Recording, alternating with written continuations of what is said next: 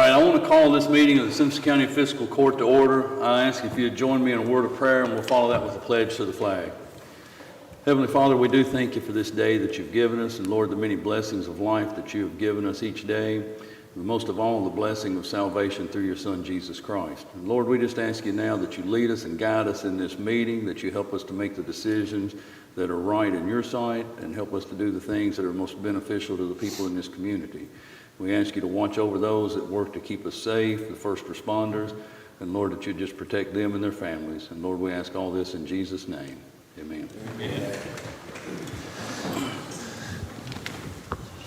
I pledge allegiance to the flag of the United States of America and to the republic for which it stands, one nation, under God, indivisible, with liberty and justice for all.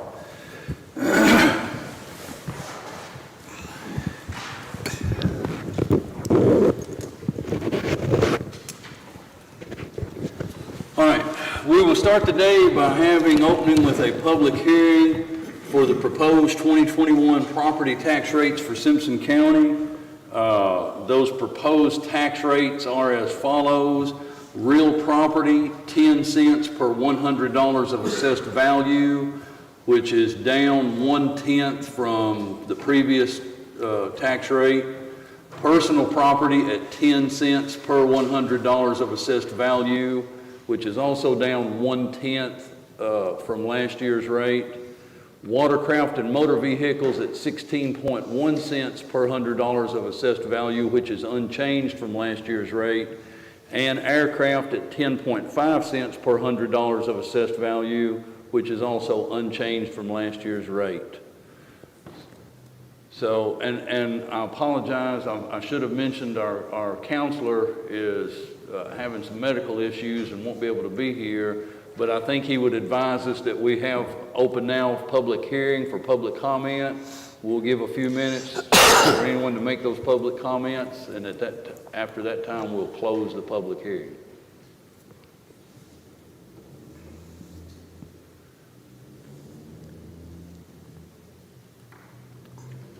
All right, seeing or hearing no one present that's coming forward with public comment, we will now close this public hearing portion and move on to the regular meeting.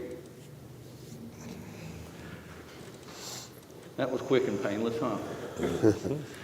All right, so gentlemen, if you had an opportunity to review the minutes of our August 17th regular fiscal court meeting, we need a motion and a second to approve those minutes. Motion made. Motion by Nate. Second. Second by Scott. Any question or discussion? All in favor, aye. Aye. Any opposed? That motion carries. Next, gentlemen, is to review and approve second reading and passage of fiscal year 21-22 budget ordinance number 220.231, amendment number 2. That's not on my portal. I got 232. I don't have 231. This is down front. Yeah. No, 231. I'm sorry. 220.231. I don't have the 231 on there. It should be at the last. Yeah, ordinance 220.231, second reading and final. It's 1, 2, 3 up from the bottom. Oh, okay, yeah. I don't have it. Yeah, I'm sorry. But if it's second reading, it'd be at the on the last. Yeah, What is it? It's where we're amending in sheriff's state grant money. Yeah. Oh, okay. Yeah. Okay. All right. Yeah. So moved, Mason. But it's. Yeah, it's third up. Yeah. Yeah. Well, there it is. All right, we got a motion by Myron. Yeah. And a second by Scott. Any other question or discussion? All in favor, aye? Aye. Any opposed? Whoa, hold up, excuse me. Back up. We had a holiday and my mind was disengaged for just a minute. On an ordinance, we'll take a roll call vote. Myron Thurman. Yes. Scott Poston. Yes. Nathaniel Downey. Yes. Marty Chandler. Yes. Mason Barnes. Yes. When I heard the gasp from the ladies in the office, I knew that I had messed up. All right, gentlemen, if you had an opportunity to review the second reading and passage of ordinance number 220.232, setting the 2021 tax rates, we would need a motion and a second. I want to make a point of clarification here. If y'all recall at our last meeting, we made the motion and voted on what the tax rates would be. One thing we did fail to do was put the ordinance number with it, but that was setting the tax rates for this ordinance. And so today would actually be the second reading of that to vote and pass that. So moved. Got a motion by Marty, Second. second by Nate. Any other question or discussion? And for those watching, the ordinance we're talking about, the tax rates are identical to what we've talked about in the public hearing. 10 cents per $100 of personal property assessed value, down from 10.1 the previous year. Any other question or discussion? Pam, we'll do a roll call on this ordinance. Marty Chandler, Yes. Nathaniel Downey, Yes. Scott Poston, Yes. Myron Thurman, Yes. Mason Barnes. Yes. All right, next, gentlemen, if you had an opportunity to review the proposed increase of the sheriff's revenue bond during tax collections, and this is something that happens annually as we start moving into property tax collection time, where that bond gets increased up to $500,000 for a 3-month period beginning October 1 of 2021 through January 1 of 2022. And this was done under the advisement of the auditor. Yes. And we usually done 500,000, but I mean, if we go up to how much is it? And the price for the 500,000 is about $490.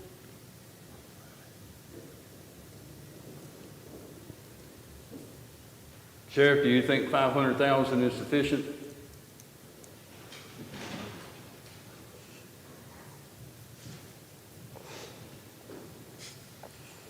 Judge, the bond is completely to protect you and the county, so that is y'all's decision to make. If I ran off with your $1 million that's in my bank account, y'all are gonna try to find me, that's all good and dandy, but y'all are out $1 million, so. I mean it in a nice way.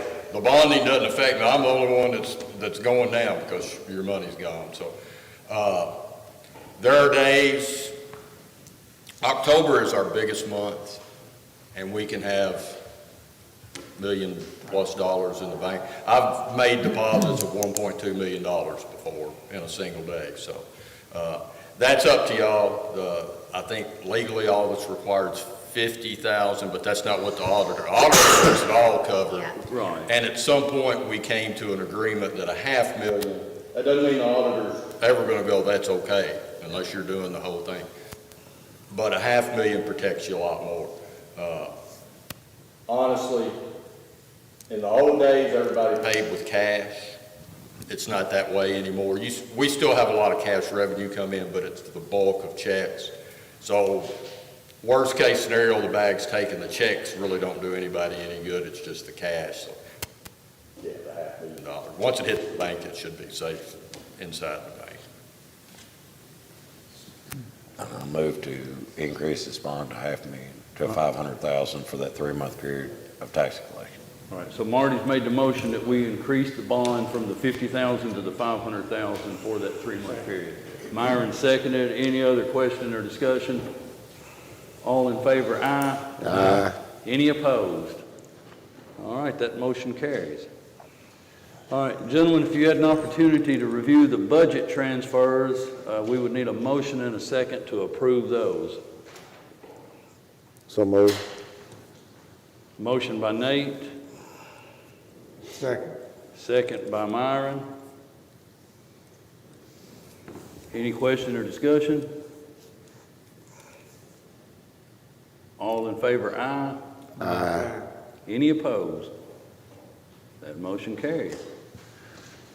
All right, gentlemen, next, if you had an opportunity to review the proposed cash transfer of $4,822.96 from federal grant fund to the general fund, we would need a motion and a second to approve that. And this is that sheriff's grant money, correct? This is HIDA. Yeah. So moved. Got a motion by Marty, Second. second by Nate. And the reason this is, when these grants like this come in, they have to go into that grant fund line, but then we can transfer them to the general fund. Any other question or discussion? All in favor, aye? Aye. Any opposed? That motion carries. Next, gentlemen, if you have an opportunity to review this one, proposed cash transfer of $127,814 from the general fund to the jail fund. And this will be covering some payroll and putting kind of a cushion in the jail budget. How much, the cushion, how much? I moved it from 5 to 10. Okay.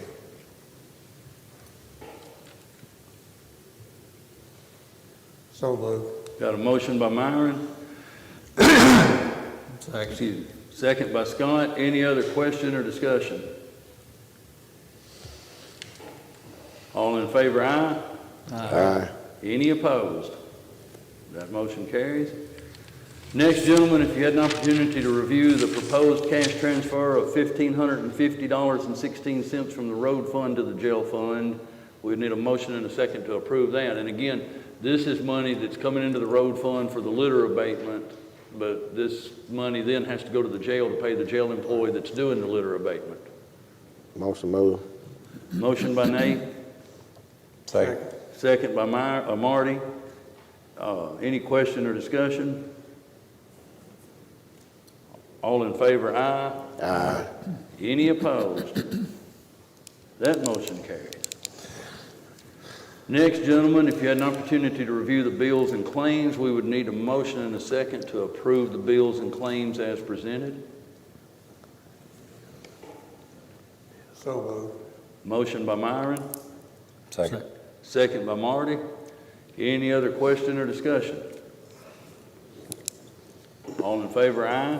Aye. Aye. Any opposed? That motion carries. And finally, under financials, gentlemen, if you had an opportunity to review the August 31, 2021 financial statement, we would need a motion and a second to approve that statement subject to audit and authorize the county judge and the county treasurer to sign it. Motion made. Motion by Nate. Second. Second by Scott. Any questions or discussions? I'd just like to point out that we've got everybody running about the same percentage except for the jail personnel and part-time. Everybody's in that 16.5% range until you get to that, and then they're 21.5 and 22.5. So we need to watch it, or we're going to be in the same situation we was in last year when they're going to run out of money for personnel. Yeah. So we need to, hopefully they will make some adjustments because they're already out of budget. Any other question or discussion? All in favor, aye? Aye. Any opposed? That motion carries. All right, gentlemen, we'll move on into reports. I have just a few things that I need to go over here. One, if y'all could, on your portal, pull up, there's a section that show, how is it labeled on here? Current Barron River District Health Department COVID thing. Pull that up. We're not going to talk about that first, but just get it pulled up so we're ready. One thing I want to remind each one of you guys and everyone that's listening, our next meeting date will be September 21 at 8:30. Also that day at noon will be a joint city-county meeting, and we do have 2 or 3 pretty pressing issues that are joint city and county interest that will be a topic in that meeting. So just mark that in your calendar that the 21st we'll have a court meeting at 8:30, joint city-county meeting at noon. Is that meeting gonna be here? The meeting will be here at the courthouse. Okay. Another thing, and I'm just bringing this up because we've had a few occurrences not any particular department, just various departments. But I want to make sure that everyone understands our work comp procedure. And I want to just put this out there, so hopefully, and Brent, I know you're here for the jail. I know that the county clerk's not here, but I know they're watching. Hi, Jolene and all you ladies, I know y'all are watching us. Sheriff's here, chief's here, Bobby, all the guys. So if you have any questions, I'm going to go over some of this, but if you have any questions, get with Michelle, our human resource officer, and she can help you through this. But any workers' comp claim, regardless when it happens, whether it's day, night, weekend, holiday, you can contact KCO at 1-866-367-5226. You press option number 1, and the nurse triage will take the claim information and set up the workers' comp claim. They'll do that any time of the day, any day of the week, holidays or whatever. And you know, of course, Michelle said if it happens during the work day, the work hours, she's glad to help, but the problem is she may not know all the details to the accident that the person's asking for. So that's why they need the details immediately after the claim is put up. And one thing that is to note, and I know we all look at and have read the updated employee handbook, but section 3.35D says that any accident or workers' comp injury, any county employee that is involved in an accident or workers' comp injury shall be subject to a drug test and breath alcohol and or blood alcohol test. And this is just to cover us so that if anything ever comes up, we can say, hey, they were tested, the day it happened, everything was good. I mean, we've got to follow all of this to go through this workers' comp protocol. So if you are a department head and have any questions, Michelle can get you a copy of this. We need to post it somewhere in your department so we've got everyone on the same page as how that works. All right, so now the COVID stuff. We need to talk about what we need to do moving forward. If y'all remember, I mean, here we are, it's March, and then April, May, June, July, August, September, 6. So we're a full year and a half into COVID. And if y'all recall, back last March, whenever we first encountered all of this and everyone was having to quarantine and if you got in contact with someone, your family had to quarantine and these were all, it was all just new stuff. And the county put out a policy, if y'all recall, that we would cover those employees on those days missed from work without them using their accrued leave to try to help get through all of this. Well, here we are a year and a half into this. We have vaccinations and shots and so on and so forth, and you can read in part of this,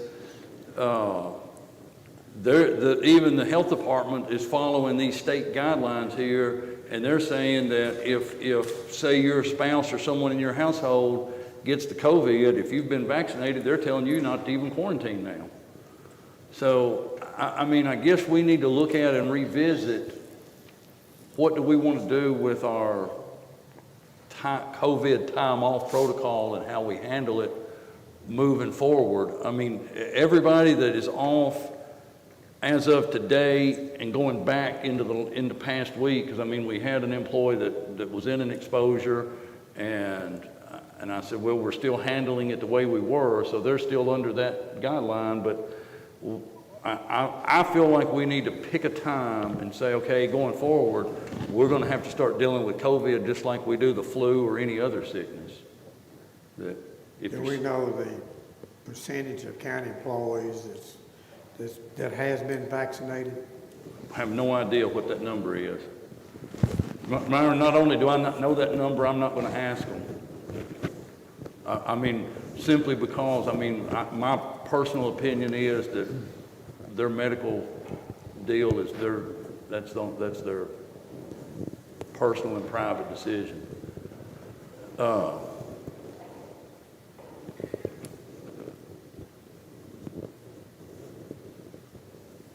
I mean, I guess what I'm saying is, do we need to do something? Do we need to do anything? I don't think we need to have it like we have it right now. I mean, in other words, today, if you feel bad today, you go to the doctor, they say, hey, you got the flu.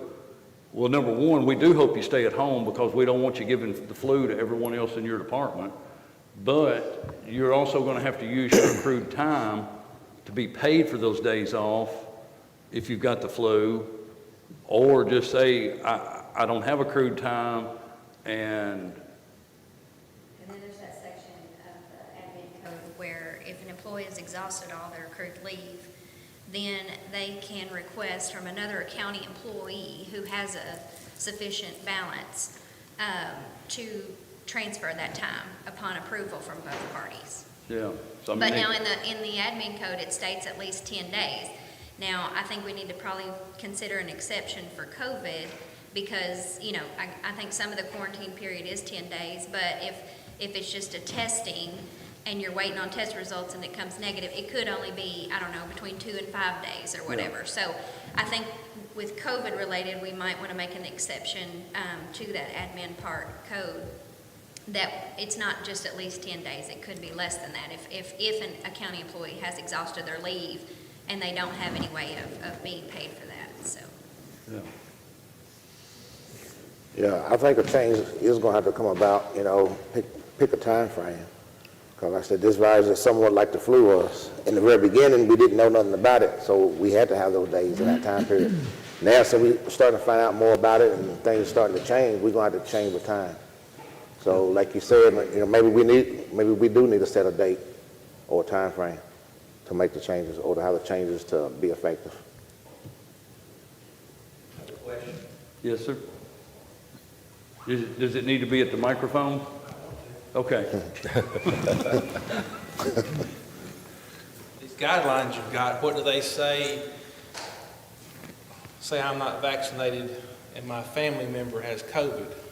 Do these guidelines not say I have to be quarantined for a certain period of time? These guidelines do say, let me see exactly what it says here. Who should quarantine?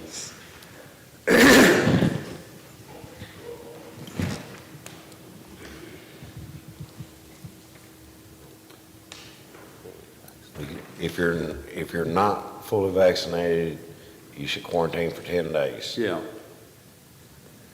If you're fully vaccinated, you don't have to quarantine according to the state and the health department guidelines, but if not, like Marty said, 10 days. Well, and then it says quarantine may be shortened to 7 days. If they have no symptoms and If a there's no negative test. symptoms and test negative on or after day 5.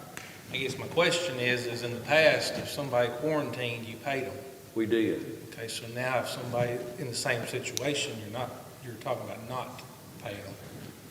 Well, Is that we're not telling them they can't stay at home, and they would get paid if they have accrued leave. Or if we had an employee that says, hey, my spouse got the COVID, I'm right here with her, I probably should be home for the next 10 days, I only have 2 accrued days, and you're willing to give them 8 days, they would still get paid. I know where you're going. Your fear is that they say, hey, Just saying. they're not going to pay me, I have no time, I'm just going back to work, and then you possibly infect everyone Well, else. not only that, but if in the past you've already set where you've paid for this time off, so you could take 2 people that had the exact same situation. If it happened to them 6 months ago, they got paid for it. If it happens to them next week, if you change this, they won't get paid. Yeah, So you're doing, you know how people are. I get how people are, but I also know this too, Bobby, we're just, with the vaccinations and everything that we have available now, it wasn't available when we first started this. I'm not arguing the point. Yeah. I'm fine with what you're Yeah. doing. I'm Yeah. just saying that this is something that'll come up. I mean, my thing is, I've been vaccinated. If I'm sick, I'm sick. If I'm not, I'm gonna stay home. And I don't expect you to pay me, but you've already done it in the past, so it may come back to you which I know that's what you want to Of course, address. it's easier, I guess, for me to say than maybe for other employees, because I mean, I don't necessarily have accrued time. But your hope would be, whether you think you've got the COVID, whether you think you got the flu, whether you think you've got a stomach virus, or just a common cold, you would hope that employee would say, hey, I don't feel good today, I'm gonna stay at home, rather than try to make everybody else around me I agree. sick. But, you know, I have employees that be accrued 46 hours a week. So they only have a couple of weeks vacation, so, and they've already used them, so. Again, Yeah. I agree with where you're at. I'm just raising the point that you might want to think about what you've done in the past, so. Well, I think what they were saying, wasn't gonna make it immediate. It was gonna be like, look somewhere in the future. Yeah, I mean, maybe. whether we say we finish out the rest of this year under the current and starting January 1, we go to a new policy, or what, I mean, I don't know what the time frame is, I just think it's something we need to try to think about. I think we wait until December to address this again, and then that would give notice for that, because we don't know if there's gonna be a spike in the cases this fall. Some are saying they are, some are saying they aren't, so we can kind of wait and see going into this fall and winter if there is an increase in cases. And another thing I can do, real quick, Sheriff, before you start, I can also, and I did send it out last week, but I haven't heard back, just curious what other counties are doing, how they're handling it now. Because I know most counties were doing exactly what we were doing as far as paying, but I know some of them have changed, but I don't know what all of them are doing, so I'll compile that information too. Just food for thought. We're all county employees, but all things don't necessarily hold equally in choice. The 911 calls that come in, you can't go, we're all sick, we can't answer. True. You gotta go. We're still a small agency. I'm not asking for additional people, but I'm generally 2 deputies out on a shift. So when somebody's sick, you're down to 1 person that's working. Sometimes people are ordered to do things. We had a little COVID outbreak not long ago. 2 guys tested positive. 3rd guy was sick, fever, sweating, but didn't have any time. He shows up at work. We ordered him to go home.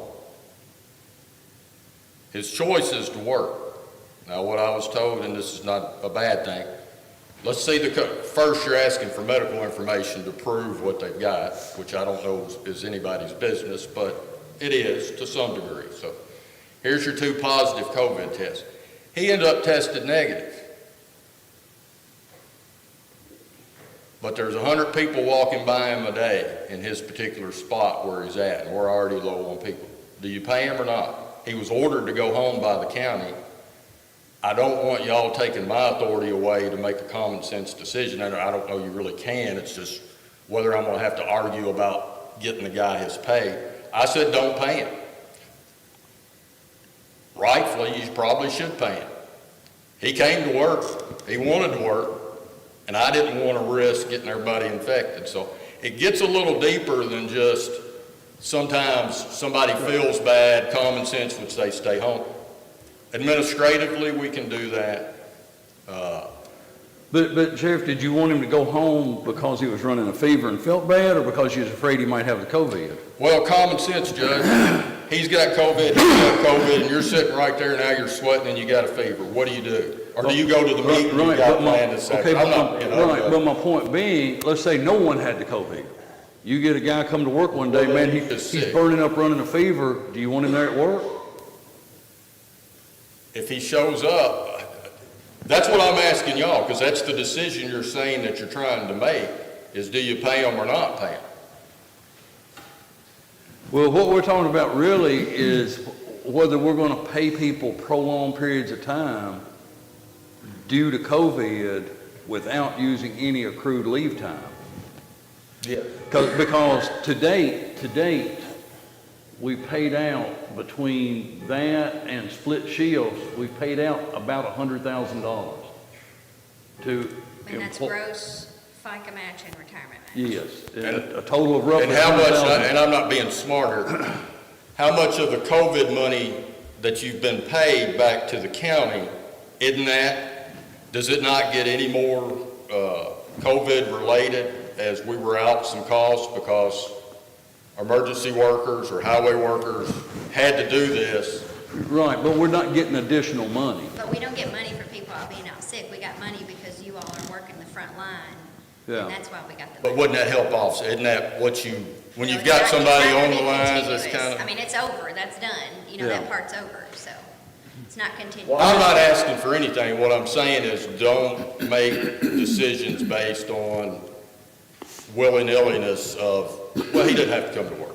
No, we've got to have people at work, and in some of those spots, we not only have to have people there, you know, that's what you have to decide. I know what my decision is I don't want people getting exposed by a deputy. We go on a call and somebody's got COVID, and then we're showing a symptom the next day, you don't need to be there. Yeah. That's not that's not a choice fault. Right, but my thing is, it would be the same if it were the flu. I mean, the point being, the point. They're catching the virus because, if it's because of it, now you could catch it some other way, and sometimes you don't know. But I've got court security people, they're a little bit older, they're not out running around, they're not at bars, they're not at restaurants a whole lot. They're at work and they're at home if they catch it. Yeah. Yeah. I guess the one I'm curious about how you guys want to handle it, it's not the person that's got COVID, it's the person that has been exposed, and it's common, so it doesn't get any more common sense than what I just explained to you. I work with you three. We may have all You two been- got COVID, I've got a fever and I'm sweating. Do I stand there and greet people at the door, or does the sheriff send me home? Because I don't have any time, and the sheriff says, I don't want you here, you gotta leave. Yeah, we may have all been exposed to COVID this morning before we come in here. We don't know that. I mean, how do we know? And my point, this is the point to the whole conversation Sure. is, we're 18 months into what was supposed to be 2 to 4 weeks to flatten the curve. Well, the curve got flattened, then the curve went back up. We're still dealing with COVID. We've got vaccinations, but that's all we hear is COVID, COVID, COVID. And I get that it's all real. I get that people are getting sick, but they're getting sick from the flu and a lot of other things too, and we're not paying them for time off for any of the other sicknesses or viruses or diseases. My question is just, and like Marty said, we may just need to look and see how the cases go and take it up later in the year. But the question being, do we just indefinitely pay employees free time off if they either have or have been exposed to the COVID? Because I'm not asking you to or not to, Yeah. but here's the difference, and I think this is the point that we're missing here. When I order you to do something, I'm not talking about just the sheriff. Our country's never seen this, and y'all all know that. When I tell you you can't, you're doing like you're supposed to. You're coming to work like you're supposed to, and I tell you can't be here. You have to leave. That's a direction from the county. You're missing what we're saying. I'm not telling anybody they can't come to work. But I have to make that decision. I do have to make that decision. Okay.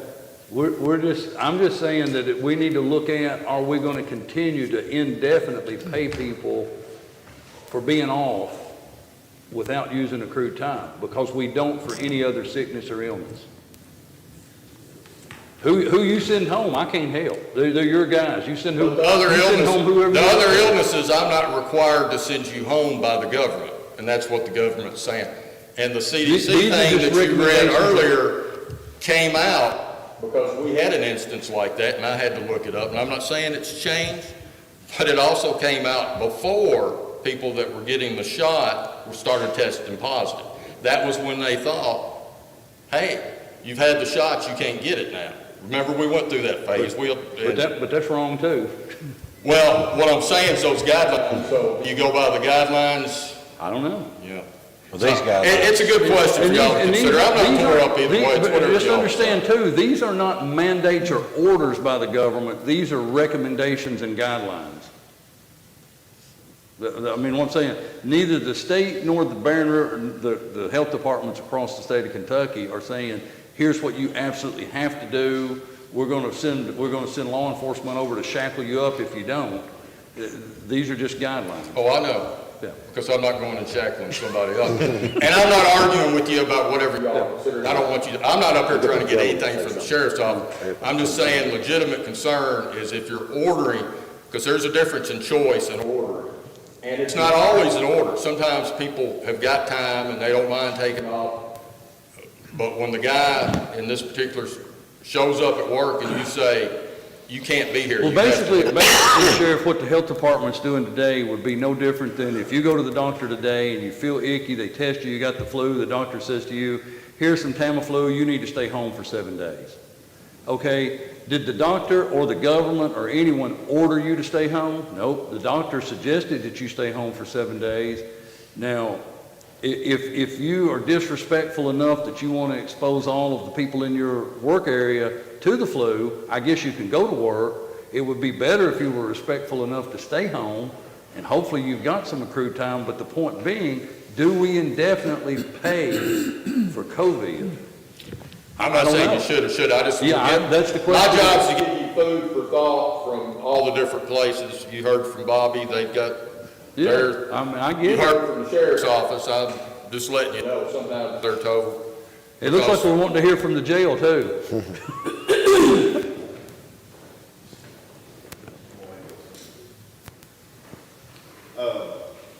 I'm just going to echo some of the stuff that the sheriff just said.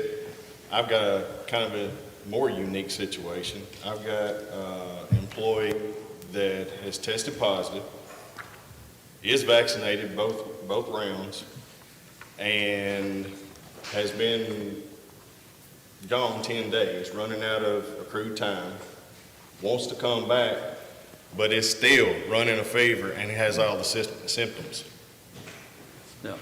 And, you know, I just told him, you know, to stay home. It's another one of those situations. I don't want you there because this person is around everybody. Not only the residents, but the employees also. So, you know, I guess I would like to have some direction too. And I understand, you know, there's not a mandate. I get that. But, you know, when I'm sitting there going, I'm thinking, kind of in the lines of the sheriff, you know, are they being paid, or are we being compensated for that, or are they just, you know, wearing their time? And I think that's why we're not doing anything today. Yeah, I don't think we'll do anything for at least the first of the year. Yeah, that's why I said. And I'm fine with that. That gives us some direction to let the employees know, hey, you know, after this date. Right, and that also gives time for like Bobby and the sheriff and you and the clerk and other department heads, because we don't deal with those employees on a daily basis like you all do. You know, to talk to your coworkers and say, look, this is what they're thinking about doing. When you know, But the reason for bringing this up now is because if we're thinking, hey, by January 1, there's going to be a little bit different policy to this. You don't want to wait till December to start having a conversation. Let's start having the conversation, figure out what makes sense. Well, sort of like what Sheriff said, you know, when employees, and we're in a different boat. I mean, we're all in a different boat. But when the employees, you know, get sick and they start running out of that time, they don't make logical decisions when it's time to come back to work. When, oh, my bank account's getting low, I'm still sick, but I got to work. And then look at the ripple effect all the way across. A lot of these decisions are made since we went into a state of emergency. Of course, when that's lifted, when Kentucky lifts it, I'm sure Simpson County will lift it. So we made decisions based on, like Jerry, we're making decisions based on something that we've never experienced. But I do think we understand that we just can't continue on this track. Yeah, I'm like Sheriff. I'm just asking for some guidance. And, you know, so I'm definitely not making light of the whole COVID thing, because there's nothing funny or fun about it whatsoever. But the reality is, it could be here for the rest of our lives. You're right. True. I mean, I'll be 55 years old next month. There's been flu around since well before. Well, they said the Spanish flu was 100 years ago, so we know we've had flu for over 100 years. So, I mean, we're going to have to learn how to move on and live I guess in a COVID world, My thing is, there's no treatment for it.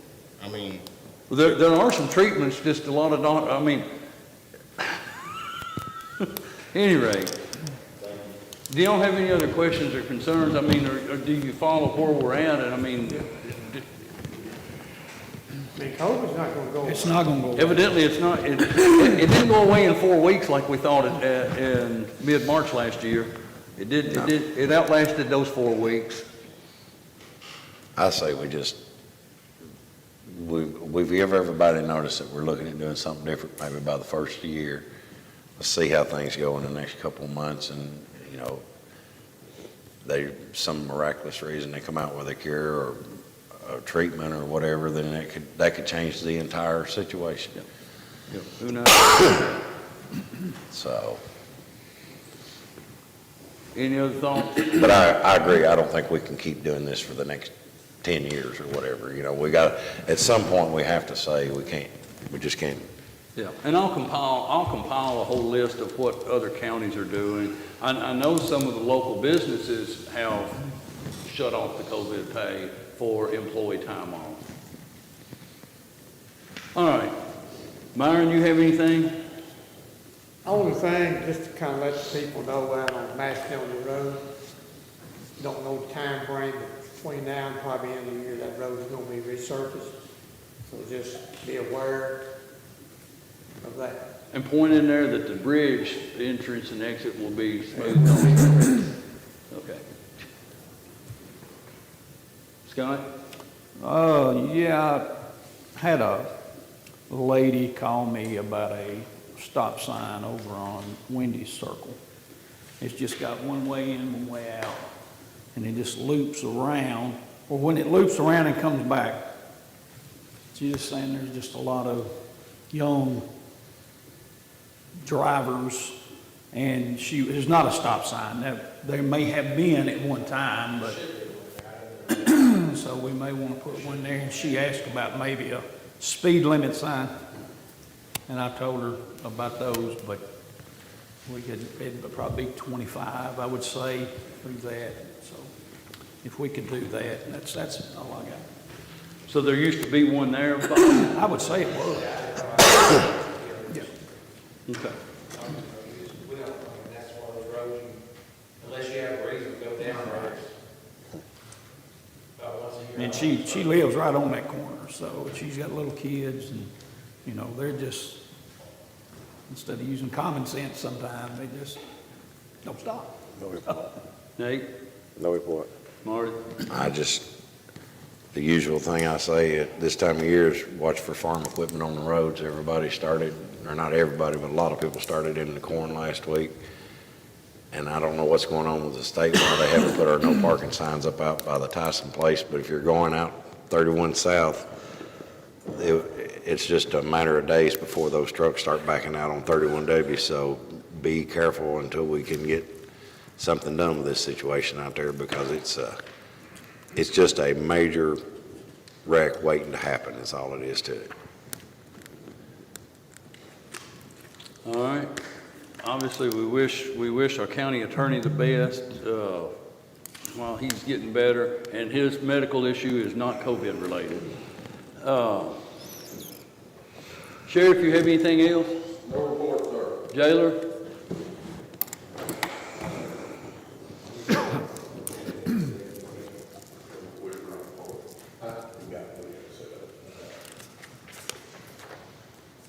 Everybody's always interested in numbers. We got numbers today. This morning we have 301 total in the jail. We're on our way to get 5 more. That would bring, once we get the 5 in today, that will bring our state count to 231. Our county's still sitting high at 75. Marty, that attests to some of the problems we're having that you brought up a while ago when we got more people in there. It's costing us a little overtime to have to take care of them because we don't have the staff. And we all talked last year when we were doing this budget that if those numbers stay up, we're going to need to be looking. And I appreciate you calling and getting the numbers the other day. Yeah, thank you. Okay. All right, thank you. Carter, anything planning and zoning? Bobby, anything road department? Yeah.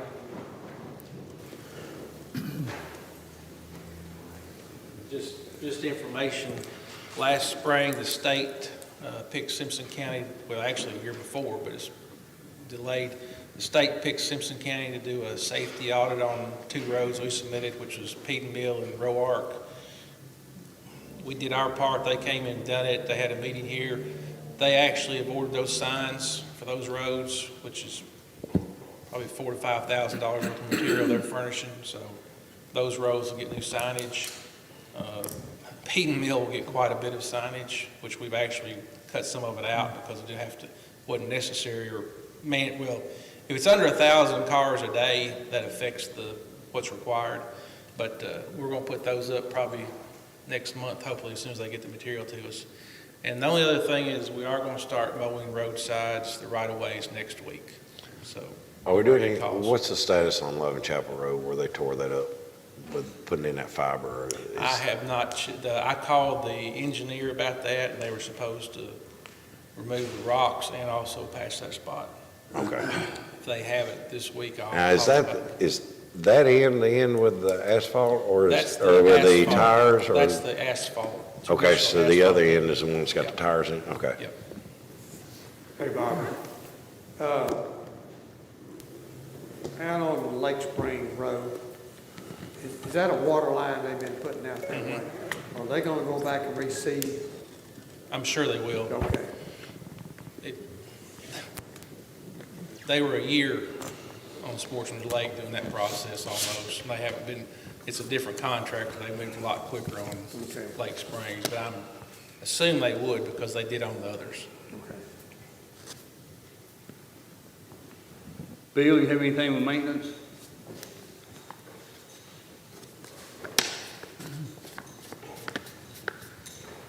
Just want to give a quick update on the coil since it went through the court for the jail. The coil is in Franklin. We're ready to put it in, so now it's just really working with the jail. That time that we can shut that unit down probably for 3/4 of a day. So right now it's cool in the morning, but it's still getting warm in the afternoon, so I'm not really ready to shut it down for a day. So maybe within the next week or so, if the temperatures stay a little bit more mild and the humidity stays down, we'll probably try to get that put in. So it's here, ready to go. Good deal. Good deal. Chief, anything with the fire department? All right.